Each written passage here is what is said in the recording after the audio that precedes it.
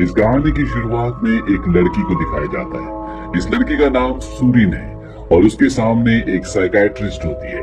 सुरीन उससे बोलते है क्या ये सब कुछ कैमरे में रिकॉर्ड करना जरूरी है। वो लेडी बोलती है कि हाँ, मेरी याददाश्त अच्छी नहीं है। और इसके बाद सुरीन अपनी कहानी सुनाना शुरू करती है। वो कहती है कि मैं अपनी मॉम के साथ अकेली रहती थी, लेकिन जब मैं 4th ग्रेड में थी मेरी मॉम ने शादी कर ली। लेकिन शादी के कुछ ही वक्त बाद मेरी मॉम की मृत्यु हो गई और इसके बाद मुझे अपने स्टेप फादर के साथ रहना पड़ा। और जब मैं 6th ग्रेड में थी तो मेरे स्टेप फादर के काम के सिलसिले में हमें इस शहर में शिफ्ट होना पड़ा। ये एक बहुत ही खूबसूरत आइलैंड होता है जहाँ पर समंदर, पहाड़, नेचर सब कुछ होता है। लेकिन सुरीन की जिंदगी में सबसे बड़ी चीज है उसका अकेलापन। वो किसी से ज्यादा बात नहीं करती, हमेशा खोई खोई रहती है। दरअसल उसकी अपनी एक अलग ही दुनिया है। उसे दूसरी दुनिया पर, भूत प्रेतों पर, टाइम ट्रेवल पर, इन सब चीजों पर विश्वास होता है और वो इंटरनेट पर ये सब कुछ पढ़ती रहती है। और एक दिन जब वो स्कूल से घर जा रही होती तभी उसे एक लड़का दिखता है जिसका नाम होता है सुंगमिन और ये दोनों एक ही स्कूल में पढ़ते हैं। सुंगमिन सुरीन को बोलता है कि तुम्हारे शू के लेसेस खुले हुए हैं और वो अपना शू लेसेस बांध लेती है। वो लड़का एक ऑर्फनेज के बाहर होता है। सुरीन सुंगमिन से पूछती है क्या तुम इस ऑर्फनेज में रहते हो। सुंगमिन उसकी इस बात का जवाब नहीं देता, लेकिन वो एक अनाथ है। अगले दिन जब ये दोनों स्कूल में जाते हैं तो स्कूल में अनाउंस किया जाता है पास ही में जो सुरंग का काम चल रहा है वहाँ पर ब्लास्ट होने के बाद वहाँ पर बहुत सारी अजीब अजीब सी चीजें हो रही है, इसीलिए उस साइड की तरफ कोई भी नहीं जाएगा।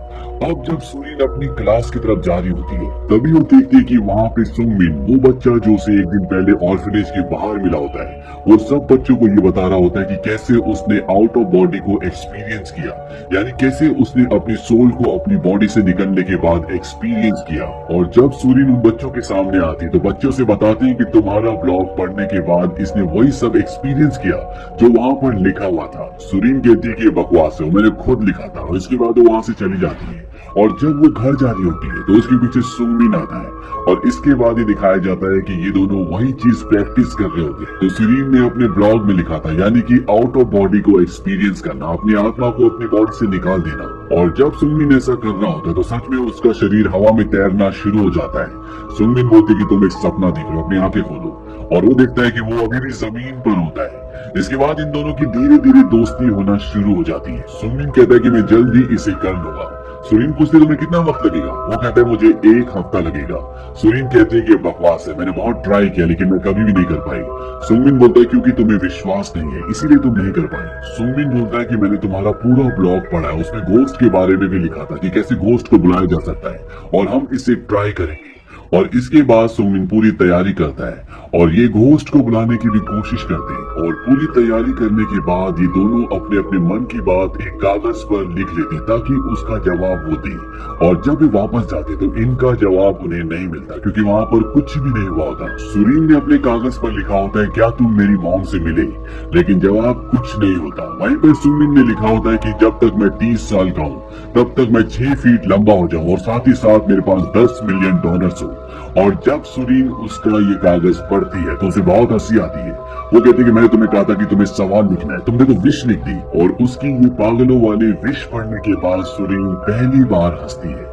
ये दोनों बहुत हंसते हैं। हालांकि सुंगमिन भी उसकी विश जानना चाहता है कि उसने क्या सवाल लिखा था, लेकिन सुरीन उसे नहीं दिखाती। इसके बाद सुंगमिन एक दिन सुरीन को एक पुराना वुडन घर दिखाने के लिए ले जाता है और वहाँ पर सुरीन सुंगमिन को बताती है कि वो भी एक ऑर्फन है। दरअसल जिस आदमी के साथ वो रहती है वो उसके स्टेप फादर हैं। उसके माँ बाप अब मर चुके हैं। सुंगमिन बताता है कि मेरे पिता ने जब मुझे ऑर्फनेज के बाहर छोड़ा था उन्होंने कहा था कि तुम किसी भी हालत में सरवाइव कर जाओगे, भले तुम किसी दूसरे डायमेंशन में क्यों न चले जाओ। यहाँ पर इन दोनों के बीच में एक बात कॉमन होती है कि इनके पास अपना कोई भी खून का रिश्ता नहीं होता, इसीलिए इन दोनों के बीच में अब एक अपनापन पैदा हो जाता है। सुंगमिन को सुरीन यहाँ पर किस भी करती है। इसके बाद ये दोनों यहाँ से निकल जाते हैं। अगले दिन सुंगमिन अपने दोस्तों के साथ कंस्ट्रक्शन साइट पर जा रहा होता है। वहाँ पर सुरीन भी आती है और सुरीन को जब ये पता चलता है तो वो कहती है कि मैं भी तुम्हारे साथ आना चाहती हूँ, लेकिन वो उसे अपने साथ नहीं ले जाना चाहते क्योंकि सुरीन के पिता उसी कंस्ट्रक्शन साइट पर काम करते हैं और स्कूल में ये मना भी किया गया था कि उस साइट की तरफ कोई भी नहीं जाएगा क्योंकि वहाँ पर ब्लास्ट हो रहे हैं, वहाँ पर बहुत सारी अजीब सी चीजें हो रही है। लेकिन सुंगमिन और उसके तीनों दोस्त उस जगह जाना चाहते हैं, इसीलिए अब ये पांचों के पांचों उस तरफ चले जाते हैं। लेकिन इन 5 में से एक लड़का आधे रास्ते से वापस घर चला जाता है और ये चारों उस साइट पर पहुंच जाते हैं जहाँ पर सुरंग का काम चल रहा है, लेकिन इन्हें वहाँ पर कुछ भी ऐसा खास नहीं दिखता। दरअसल ये सब के सब जंगल के रास्ते गए होते हैं और तभी इन्हें जंगल में एक छोटी सी सुरंग दिखती है और ये तय करते हैं कि ये सब के सब इस सुरंग के अंदर जाएंगे। और जब इस सुरंग के अंदर जाते हैं तो वहाँ पर इन्हें पानी के अंदर एक चमकती हुई चीज दिखती है जो कि अंडे के आकार की होती है। सुरीन कहती है कि मुझे लगता है ये मिटियोर है जो स्पेस से यहाँ पर गिरा है। और इसके बाद सुंगमिन पानी में कूदकर उस चमकती हुई चीज को बाहर ले आता है, लेकिन जैसे वो उस अंडाकार चमकने वाली चीज को पानी से बाहर निकालता है वो चमकना बंद हो जाती है। और इसके बाद सुरीन और उसके सभी दोस्त गुफाओं से बाहर आ जाते हैं और वो देखते हैं कि वो चमकने वाली बॉल, वो अंडाकार बॉल अब पूरी तरह से पत्थर की लग रही होती है। इनके साथ जो टाइसिक होता है वो कहता है शायद गॉब्लिन का अंडा है जो समय खाता है। मेरे दादा ने बताया था कि जिस दिन पूरे चांद की रात होती है उस दिन पहाड़ों पर एक गुफा दिखती है और ऊपर पूरा चांद भी होता है। यहाँ पर जो उसके साथ उसके दोस्त होते हैं वो कहते हैं तुम्हारे दादाजी पागल थे, वो उसकी बातों पर बिल्कुल भी ध्यान नहीं देते, ना विश्वास करते हैं। लेकिन सुरीन को उसकी बातों पर विश्वास है। वो कहते हैं मुझे और बताओ।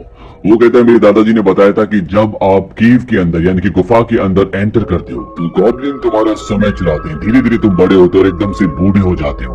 अब यहाँ पर सुरीन देखती है कि उसके सिर पर जो हेयरपिन होती है वो नहीं होती और वो उसकी मॉम की आखिरी निशानी होती है। उसे लगता है कि वो अंदर गुफा में छूट गई और वो अकेले अंदर चली जाती है। वहाँ पर उसे वो हेयरपिन मिल जाता है और तभी पास में जो कंस्ट्रक्शन साइट चल रही होती है जहाँ पर एक सुरंग बनाई जा रही है वहाँ पर ब्लास्ट होना शुरू हो जाते हैं जिससे ये गुफा भी पूरी तरह से हिलना शुरू हो जाती है। और तभी सुरीन पानी में देखती है कि जो अंडा अभी अभी इन्होंने पानी से निकाला था वैसे ही एक अंडा पानी में चमक रहा होता है। ये देखने के बाद वो डर जाती है और जल्दी से गुफा से बाहर आती है। और जब वो बाहर आती है तो वो देखती है कि वहाँ पर उसका कोई भी दोस्त नहीं होता और जो अंडा ये पानी से निकाल कर लाए थे जिसे टाइसिक गॉब्लिन का अंडा कह रहा था वो भी टूटा हुआ होता है। सुरीन पूरे दिन अपने दोस्तों को ढूंढती है लेकिन उसे उसका कोई भी दोस्त नहीं मिलता और अब रात हो जाती है। वहीं दूसरी तरफ ये दिखाया जाता है कि कंस्ट्रक्शन साइट पर कुछ पेरेंट्स आते हैं और वो सुरीन के डैड को जो वहाँ पर काम करते हैं उन्हें कहते हैं कि सब बॉम्ब ब्लास्ट बंद करो, हमारे बच्चे आज इसी तरफ आए थे लेकिन उनमें से कोई भी घर नहीं पहुंचा। और यहाँ पर सुरीन के स्टेप फादर को ये भी बताया जाता है कि हमारे बच्चों के साथ आपकी बेटी भी थी। इसके बाद सभी लोग जंगल में अपने बच्चों को ढूंढना शुरू कर देते हैं और अगली सुबह सुरीन उन्हें मिल जाती है जो बहुत बुरी तरह से डरी हुई होती है। उसे हॉस्पिटल लाया जाता है और उससे पूछा जाता है कि क्या हुआ था। सुरीन सबको सब कुछ सच सच बता देती है लेकिन उसकी बात पर किसी को भी विश्वास नहीं होता। और इसके बाद सुरीन को कहा जाता है कि हमें उस गुफा के पास ले जाओ। और सुरीन जब उन्हें गुफा के पास ले जाने के लिए जंगल में जाती है तो वो रास्ता भूल जाती है। सबको ये लगता है कि सुरीन झूठ बोल रही है।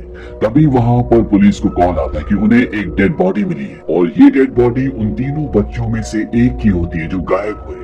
इसका नाम हुक होता है और इसकी मौत की वजह अस्थमा का अटैक बताया जाता है। अब यहाँ पर सुरीन एक बार फिर से अकेली हो चुकी है क्योंकि उसका दोस्त सुंगमिन अब लापता हो चुका है। और एक दिन जब वो घर पर होती है तभी उसे एहसास होता है कि उसके आसपास कोई है।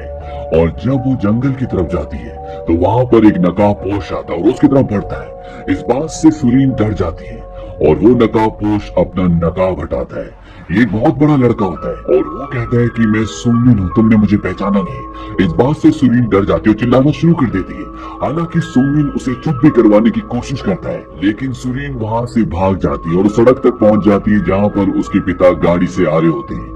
ये देखने के बाद वो नकाबपोश वहाँ से चला जाता है और इसके बाद वो पुलिस वाला जिसके पास उन तीनों बच्चों के खोने का केस होता है वो उनके घर पर आता है। और सुरीन बताती है कि वो नकाबपोश मेरी तरफ आया था, उसने कहा था मैं सुंगमिन हूँ। ये सुनकर वो दोनों हैरान होते हैं और पुलिस को जंगल में उस जगह जहाँ पर सुरीन को बड़ा लड़का मिला था वहाँ पर एक नोटबुक मिलती है। और पुलिस जब उस नोटबुक के बारे में सुरीन से पूछती है कि ये तुम्हारी है तो सुरीन देखती है कि उस नोटबुक में उस भाषा का इस्तेमाल किया गया होता है जो सुरीन और सुंगमिन किया करते थे। और वो समझ जाती है कि ये सुंगमिन ने लिखी है क्योंकि इस भाषा को ये दोनों ही पढ़ सकते हैं। सुरीन कहती है कि हाँ ये मेरी नोटबुक है और वो उस नोटबुक को लेकर वहाँ से निकल जाती है। और जब वो उस नोटबुक को पढ़ती है तो उसमें वहाँ से आगे की कहानी लिखी होती है जब सुरीन गुफा के अंदर चली गई थी और ये तीनों बच्चे गुफा के बाहर रह गए थे और वो अंडा जो ये पानी के अंदर से निकाल कर लाए थे ये उसको फोड़ देते हैं और तभी यहाँ पर समय में कुछ बदलाव होता है और ये समय के एक भंवर में फंस जाते हैं जहाँ पर पूरी दुनिया पॉज हो जाती है। सुंगमिन गुफा के अंदर भी आता है जहाँ पर सुरीन होती है लेकिन वो भी पॉज हो चुकी है, ना वो बात कर सकती है ना वो सांस ले सकती है। ये तीनों बच्चे शहर में आते हैं और शहर में देखते हैं कि पूरा शहर उस पल में पॉज हो गया होता है जिस पल में इन्होंने उस अंडे को फोड़ा था। यहाँ तक कि पंछी भी जिस जगह पर उड़ रहे थे वो भी वहीं पर पॉज हो गए थे। शुरू में इन्हें ये सब कुछ अच्छा लगता है, शहर में जाते हैं, वहाँ पर जो मन करता है वो करते, जो खाना होता है वो खाते, लेकिन धीरे धीरे वक्त बीतता है और इन्हें अब इन चीजों से परेशानी होना शुरू हो जाती है। ये जिस भी चीज को उठाकर हवा में छोड़ते हैं वो वहीं पर अटक जाती है। ये गाड़ी नहीं चला सकते, पानी में बोट नहीं चला सकते, ये इस आइलैंड में अटक चुके हैं। इनके साथ जो तीसरा लड़का होता है जिसका नाम वूक है, उसे अस्थमा की प्रॉब्लम होती है और उसके पास उसका पंप नहीं होता जिसकी वजह से उसकी मृत्यु हो जाती है और ये वही बच्चा होता है जिसकी डेड बॉडी पुलिस को मिली थी। धीरे धीरे वक्त बीतता है और ये इस दुनिया में बहुत बड़े हो जाते हैं। आज इन्हें यहाँ पर 5 साल से ज्यादा हो चुके हैं। जब यहाँ फंसे थे तो ये 14 साल के थे, यानी कि अब ये लगभग 20 साल के हो चुके हैं। और अब जो सुंगमिन के साथ उसका दोस्त टी-सीक है वो पूरी तरह से हताश हो चुका है। वो समझ चुका है कि वो इस भंवर से कभी भी निकल नहीं सकते। वो बहुत गुमसुम रहना शुरू हो जाता है, लेकिन सुंगमिन को अभी भी यकीन है कि वो वापस जाएगा। लेकिन एक दिन उसे भी एहसास होना शुरू हो जाता है कि शायद अब वो यहाँ से निकल ना पाए। और एक दिन जब वो जमीन पर लेटा होता है तभी वो आसमान की ओर देखता है और उसे चांद में कुछ बदलाव दिखता है। ये देखकर उसे बहुत खुशी होती है और वो अपने दोस्त टी-सीक को ढूंढना शुरू कर देता है। लेकिन पूरा आइलैंड छान मारने के बाद भी उसे टी-सीक कहीं भी नहीं मिलता। और कई दिनों बाद जब वो एक चट्टान के किनारे पर जाता है तो वहाँ पर उसे अपने दोस्त के कपड़े दिखते हैं और वो समझ जाता है कि उसके दोस्त ने यहाँ से पानी में कूदकर अपनी जान दे दी है। इस बात से वो पूरी तरह से हताश हो जाता है। वो कहता है शायद कुछ भी बदला नहीं था, ये सब मेरा भ्रम था और जो कुछ भी हुआ इसमें मेरी गलती थी क्योंकि वो अंडा सुंगमिन ने फोड़ा था। और अब वो भी अपनी जान देने के लिए उस चट्टान से पानी में कूद जाता है और जब वो पानी के नीचे जाता है तो वहां पर उसे अपने दोस्त की डेड बॉडी भी दिखती है। और तभी पानी में जो मछलियां पूरी तरह से पॉज होती है वो हिलना शुरू हो जाती है और अगले पल सुंगमिन देखता है कि वो समंदर के किनारे पर है। वक्त एक बार दोबारा से चलना शुरू हो गया है, यानी कि वो वापस अपनी दुनिया में पहुंच चुका है। हालांकि उसने उस रुकी हुई दुनिया में कई साल बिताए, वो बड़ा हो चुका है, लेकिन ये दुनिया अभी उसी जगह पर होती है जहां उसकी छोटी सी दोस्त सुरीन अभी भी छोटी है। और अब सुरीन को पूरी कहानी समझ में आ जाती है कि उनके साथ क्या हुआ था। वो बाहर पुलिस वालों को कहती कि मैंने जो तुम्हें बताया था वो सब कुछ झूठ था। और इसके बाद वो उस घर में जाती है जहाँ पर बचपन में सुंगमिन सुरीन को ले गया था, क्योंकि कहानी पढ़ने के बाद उसे समझ में आ जाता है कि सुंगमिन आज भी वहीं पर है और वहाँ पर सुंगमिन होता है। अब वो काफी बड़ा हो चुका है, हालांकि सुरीन छोटी है और वो सुंगमिन से कहती कि मैंने तुम्हारी पूरी कहानी पढ़ ली। और इसके बाद ये दोनों बहुत रोते हैं। सुंगमिन सुरीन से कहता है कि मुझ पर कोई भी विश्वास नहीं करेगा कि मैं सुंगमिन हूँ। सुरीन कहती है कि मैं तुम्हारी इसमें मदद करूंगी। वो उसके लिए कुछ खाने के लिए भी लाई होती है और सुंगमिन जब उस डिब्बे से खाना निकालता है तो उसे हवा में छोड़ देता है। उसे लगता है कि ये हवा में ही अटक जाएगा जैसे उस दुनिया में हुआ करता था, लेकिन वो नीचे गिर जाता है। दरअसल इतने सालों तक उस दुनिया में रहने के बाद इसे उसी दुनिया की आदत पड़ चुकी होती है। वहीं दूसरी तरफ ये दिखाया जाता है कि पुलिस को सीसीटीवी कैमरे की फुटेज में सुंगमिन, जो कि अब बड़ा हो चुका है, उसका एक वीडियो मिलता है और अब पुलिस को उस पर शक है। यहाँ सुंगमिन और सुरीन पुलिस को सब कुछ बताने के लिए प्रैक्टिस कर रहे होते हैं, लेकिन इनकी कहानी जिस तरह की होती है उस पर कोई भी विश्वास नहीं करेगा। सुरीन ये कहानी अपने स्कूल के एक दोस्त को बताने की भी कोशिश करती है जो सुंगमिन का भी दोस्त है। वो भी उस पर विश्वास नहीं करता, बल्कि वो उसकी उस नोटबुक को जिसमें पूरी कहानी होती है वो उसे पानी में फेंक देता है। वहीं दूसरी तरफ शहर में सुंगमिन के नाम के पोस्टर लग जाते हैं जो कि बड़ा सुंगमिन है और उसके ऊपर 3 बच्चों को अगवा करने का इल्जाम है और जो भी उसके बारे में इंफॉर्मेशन देगा उसे $30,000 मिलेंगे। यहाँ पर सुरीन ने जिस लड़के को सुंगमिन के बारे में बताया था कि वो वापस आ चुका है, वो ये बात अपने पेरेंट्स को और टी-सीक के पेरेंट्स को बता देता है। टी-सीक जो आज भी लापता है और उनके पेरेंट्स सुरीन के पिता से लड़ने के लिए आते हैं। उन्हें लगता है कि जिस सुरंग में ये काम करते हैं उस सुरंग में विस्फोट होते हैं और उस विस्फोट पे कोई ना कोई हादसा हुआ था जो ये बात आज भी उनसे छुपा रहे हैं। वो सुरीन के पिता से सच जानना चाहते हैं। वो कहते हैं तुम्हें सच पता है, तुम्हारी बेटी को भी सच पता है, इसीलिए वो अलग अलग कहानियां बनाती है और वो सुरीन के पिता से लड़ते हैं। सुरीन के पिता को इस बात से बहुत गुस्सा आता है क्योंकि वो सुरीन से परेशान हो चुके होते हैं और वो सुरीन के पास जाते हैं। सुरीन उस वक्त उस ऑर्फनेज में होती है जहाँ पर सुंगमिन पला बड़ा था और वो उस लेडी से कहती है कि अगर तुम्हारे सामने सुंगमिन आ जाए और वो बड़ा हो तो क्या आप उसे पहचान लेगी? वो कहती हाँ शायद मैं उसे पहचान लूंगी। और तभी यहाँ पर सुरीन के पिता आ जाते हैं और वो उसे जबरदस्ती यहाँ से ले जाते हैं। लेकिन जाते हुए सुरीन सुंगमिन को इशारा कर देती है कि तुम उन्हें सब कुछ बता दो, मैंने उनसे बात कर ली है। और जब सुंगमिन उन्हें बताता है तो उन्हें भी उसकी बात पर, उसकी कहानी पर बिल्कुल भी यकीन नहीं आता। वहीं दूसरी तरफ दिखाया जाता है कि सुरीन के डैड उसे घर पर बंद करके वहां से निकल जाते हैं और उनके पास सुरीन का मोबाइल भी होता है। और जब वो उसमें फोटोज चेक करते हैं तो उसमें उस लकड़ी वाले घर की बहुत सारी फोटोज होती है जहाँ पर सुरीन और सुंगमिन एक साथ जाया करते थे, जहाँ पर सुंगमिन अब भी रहता है। और उन्हें पूरी तरह से शक हो जाता है कि हो ना हो वो दो बच्चे जो आज भी गायब हैं वो उसी घर के अंदर हैं। और इस बात से परेशान होकर वो वापस अपने घर आते हैं, लेकिन वहाँ पर सुरीन नहीं होती क्योंकि सुंगमिन के साथ वो यहाँ से जा चुकी होती है। और सुंगमिन और सुरीन उसी पहाड़ की चोटी पर जाते हैं जहाँ से सुंगमिन आखिरी बार कूदा था जब उस समय में फंस गया था। और सुरीन यहाँ पर बोलती है कि टीसी के दादा ने जो उसे कहानी सुनाई थी वो बिल्कुल सच थी, लेकिन उन्हें ये कहानी कैसे पता चली? सुंगमिन सुरीन को कहता है कि जब उसके दादा का एक दोस्त बहुत सालों पहले गायब हो गया था तो लोगों ने कहा था कि वो गॉब्लियन के अंडे की वजह से गायब हुआ। सुरीन कहती है कि इसका मतलब गॉब्लियन का अंडा पास्ट में भी था। और तभी उसे वो पल याद आता है जब वो सुरंग के अंदर अपनी हेयर पिन लेने के लिए गई थी और वहाँ पर उसे पानी के अंदर दोबारा रोशनी दिखी थी, यानी कि वहाँ पर गॉब्लियन का अंडा दोबारा वापस आ गया था।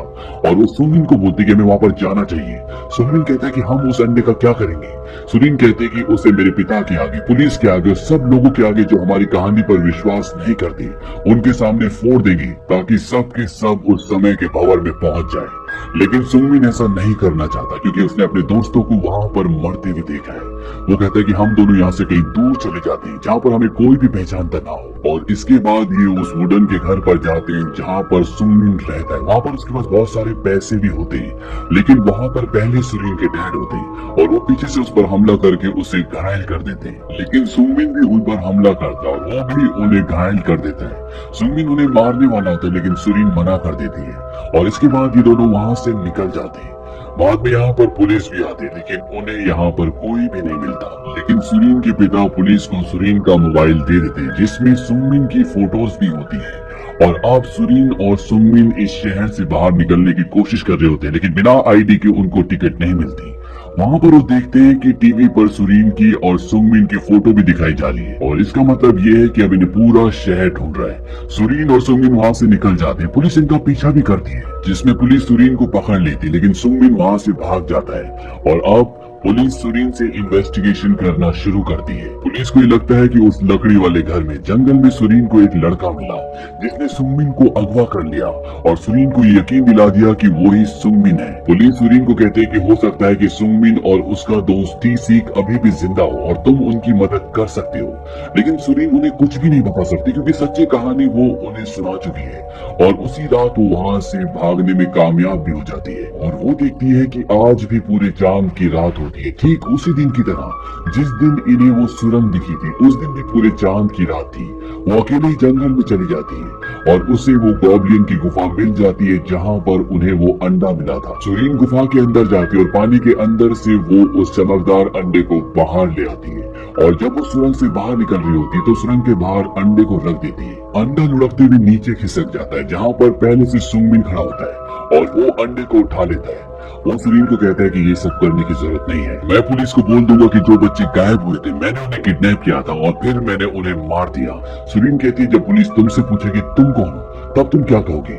वो कहती है मुझे करने दो, तुम्हें इसमें इन्वॉल्व होने की जरूरत नहीं है। मैं वादा करती हूँ कि मैं वापस आऊंगी, और जब मैं वापस आऊंगी उस वक्त हम दोनों एक ही एज के होंगे। और वो ये सब पुलिस के आगे, अपने पिता के आगे करना चाहती, ताकि वो भी सब उसी समय के भंवर में चले जाए और उन्हें इनकी कहानी पर यकीन हो जाए। लेकिन सुंगबिन नहीं चाहता, वो किसी को सफर नहीं होने देना चाहता, इसीलिए वो अंडा लेकर पहाड़ी की उसी चोटी पर चला जाता है जहाँ नीचे समंदर होता है। और तब तक यहाँ पर पुलिस भी आ जाती है और पुलिस कहती है कि सुरीन को छोड़ दो, नहीं तो मैं तुम्हें गोली मार दूंगा। लेकिन सुरीन खुद सुंगबिन के आगे आ जाती है। वो कहती है एक बार इसकी कहानी सुनो, इसके साथ जो हुआ। लेकिन पुलिस उसकी बात पर यकीन नहीं करना चाहती और तभी पुलिस वाला पीछे से आके सुंगबिन को पकड़ लेता है। और जब सुरीन उसे छुड़ाने की कोशिश करती है तो पहाड़ी से नीचे गिरने लगती है, लेकिन पुलिस वाला उसका हाथ पकड़ लेता है। अब सुरीन पहाड़ी से नीचे लटकी हुई है।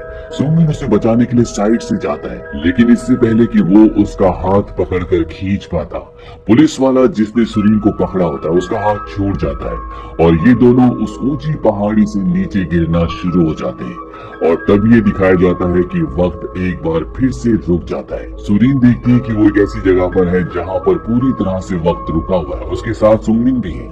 लेकिन ये सिर्फ उसका एक सपना होता है। जब उसकी आंखें खुलती है तो वो समंदर के किनारे होती है और उसके साथ वो पुलिस वाला भी होता है जिसने उसको बचाने के लिए उसका हाथ पकड़ा था, जो सुरीन के साथ ऊपर पहाड़ी से नीचे गिरा था। दरअसल सुंगबिन ने दोबारा से अंडा फोड़ दिया था, जिसकी वजह से वो दोबारा से उस समय के भंवर में फंस गया। और इससे पहले कि सुरीन और पुलिस वाले की जमीन पर गिर के मौत होती, सुंगबिन ने उन्हें हवा में ही अटका दिया और इसके बाद उन्हें समंदर के किनारे पर रख दिया, जिस वजह से सुरीन की और पुलिस वाले की जान बच गई। पुलिस वाला सुरीन को घर ले आता और उससे कहता है कि मुझे यकीन नहीं होता कि तुम्हारी और मेरी जान बच गई। मैं तुम्हारी कहानी पर विश्वास करता हूँ, लेकिन इससे कुछ भी बदलने वाला नहीं है, क्योंकि इनकी कहानी पर कोई भी विश्वास नहीं करेगा। और तुम्हें अब इन सब चीजों से बाहर आना है तो तुम्हें पुलिस को ये बयान देना पड़ेगा, मीडिया के आगे कहना पड़ेगा कि उसने तुम्हें डराया कि अगर तुमने वो नहीं किया जो कह रहा है तो तुम्हारे दोस्तों को मार देगा और ये तुम्हारे लिए बेहतर होगा। और अब कहानी उसी जगह पर आती है जहाँ पर सुरीन ये पूरी कहानी एक साइकाइट्रिस्ट को कैमरे के आगे बता रही होती है। वो साइकाइट्रिस्ट बोलते है कि मैं इस कहानी पर एक किताब लिखना चाहती हूँ, तो माइंड तो नहीं करोगी? सुरीन कहती कि नहीं, और वो उसे एक पेज देती है जिसमें कुछ लिखा होता है और ये वही भाषा होती है जो सिर्फ सुरीन और सुंगबिन जानते हैं। ये उनकी एक हिडन भाषा है। साइकाइट्रिस्ट बोलती है इसमें क्या लिखा है? वो कहती है कि एक सीक्रेट। इसके कुछ वक्त बाद वो इस किताब को छाप देती है और इस किताब का नाम रखा जाता है वेनिशिंग टाइम। और अब सुरीन इस जगह को छोड़कर दूसरी जगह पढ़ने के लिए जा रही है और जब उसके पिता उसे गाड़ी में ले जा रहे होते हैं तभी उसे रास्ते में सुंगबिन जैसा कोई दिखाई देता है। भागते हुए उस तरफ जाती है, लेकिन वहाँ पर कोई भी नहीं होता। और इसके बाद सुरीन पानी के शिप से इस जगह को छोड़ देती है और वो किताब निकालती है वेनिशिंग टाइम। और उसके पहले पेज पर वो मैसेज होता है जो उसने उस साइकाइट्रिस्ट को दिया था, और ये मैसेज होता है कि व्हाइट मून, मैं अपनी आंखें बंद करके चल सकती थी, अंधेरा मुझे डराता था पर मैं अपनी आंखें खोल सकती थी, लेकिन बहुत जल्द मैंने डरना बंद कर दिया। और ये सब सुंगबिन की वजह से हुआ होता है, इसीलिए उसने इस बुक में वो मैसेज छपवाया होता है जो सिर्फ वो और सुंगबिन पढ़ सकते हैं। और तभी उसे एहसास होता है कि सुंगबिन उसके आसपास ही है। और जब वो ऊपर डेक पर जाती है तो वहाँ पर सुंगबिन खड़ा होता है, जो एक बार फिर से उस दुनिया से वापस इसी दुनिया में आ चुका है। हालांकि सुंगबिन की उम्र अब पहले से भी ज्यादा है, लेकिन वो और सुरीन एक साथ है, जिससे सुरीन को बहुत खुशी होती है। और इसी के साथ ये फिल्म, ये कहानी यहीं पर खत्म हो जाती है।